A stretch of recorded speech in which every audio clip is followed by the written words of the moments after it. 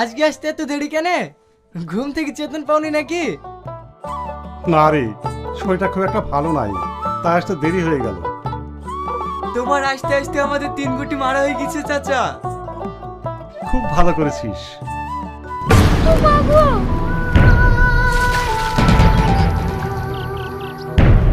দেখি কাজ করতে পারিস নি? হ্যাঁ তো বলি সাবধানে কাজ করিস, তাও শুনতে পাই না। দেখো তুই না একটু লেগেছে, ও সহ্য হচ্ছে না। তুই না, তুই একটু বস মা, আমি একাই করছি। না না, আমার কিছু হয়নি, চলো।